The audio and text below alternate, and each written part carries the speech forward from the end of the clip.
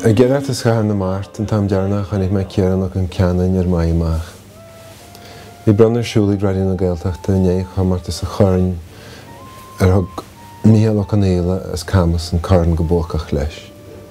Gradam speisialta bhí anna ceiliú tríocha 5 bliain de choirn riada, agus tháinig farmhór uaitear on choirn le chéile, le náid. Bhí Ciarán anna sin, faoin na dhéansaí dó agus a bhríste bréigi, agus cumar gur le séna dá an chláir. Fuoi mar badúil dárág fashionta bhí mar an irt, agus am lána hóige, cé náró an carn leis na híise. Bhí córá gearra goin faoin gomartas agus faoin na chuidóra.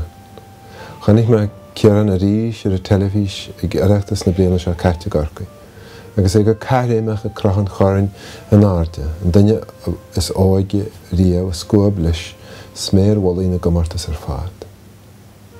Bhí lón na háige agus na maithe a lonnar bhaid agus híleach duine nach rá éineach bacht a réabhrí chinne. Bada sin ón amad ag me suntas don cheoltáide óg chumasach seo an chéad bhaid ag areachtas na blian an 19 i Drálí. Ag se leis carn na bhar na hísin agus go 8 milliún chéad éireacht. Bhí sé neamh nach ar chuile bhealach, agus léir sé an éirim agus a cumas mór a bhíon an híise. Bucha le bhíon, buigin dégar a rint leis go fáil an tamsin. Bhór idir sin agus an scafad is slachtú le feiceil ar scáile an TG ceir, na hí chinú nach chuút agus é gáil ó cum a phríosún. Cé gur cuma gur an síl fin na bhaise gan na híise, speg a hegéin duine nach mar a héiltear i chintear. Cas Ciarán ar dúsarm ag deir na nóchatí nar chum hennig obair mar stúrthar ar iireachtas na Gaeilge agus is trína chuid obair litríochta don chud is mó ag a tús. Agus gear gur chum deithnéir mar óraní gon céad sco agus ag iireachtas dún garabhain leach sé páirte go mórtas na níní fásta mar thug muidir bhí sé tríal colisteach go mórtas níní fásta an bhliain rivision ach raibh sé faoi ís agus dúirt silm se deol níomhaid a géan denú do me béis go leor. So nach an níon nún garabhain agus grú sé go mórtas na bhar an bhliain sin ar nói a rud a ligisteach i ggur ní riad an bhliain céine agus fuair an darna háit. Agus go leor dúis na búte go hin agus an saoir se caite thug mu amachtaí láiríonnta go bhéile mór am sin agus is cuineachlam an cédaíthe gon nuí maigí chun sin is gur sé canna Eleanor na rún a chas sin ihe sin as bhí 5 mhíle duine sa stád pelle an sin a géisteach leis tart omós go. Fuoi mar a bheith go dtíhann ihe chudní réide agus bhaint an taineh agus pléisiúr a sin. Is beag ceap muid an tám sin gur an bhliain céine gróte chudní réide ach is lú fós i cheapmuid go muid a chutha faoi chrénici lein faoin am sin.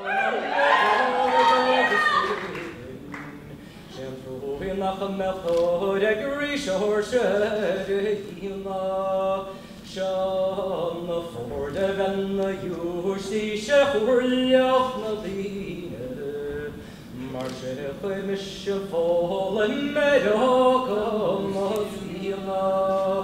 Is a ransa daoine sé ágam na fíosún, scoláire sóra leor na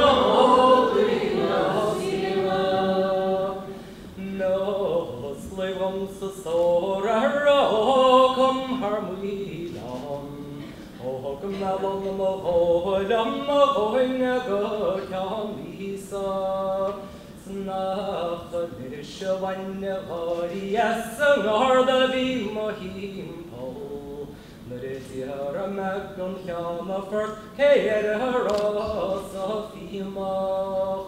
Is a ransa daoine sé ágam na fíosún, scoláire sóra leor na hágaí na sína.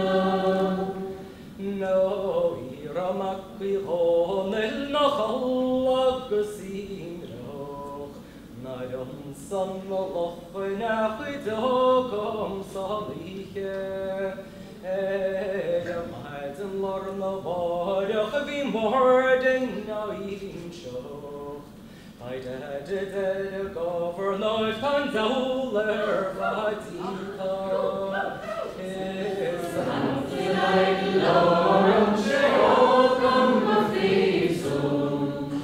So akasum manor lamna we asina. Snach mishavin skatar shaf gachtum nach slasi. We're going to throw a will of it, is on either. It's going to splotch at the shagus, flesh, yoke, no head on.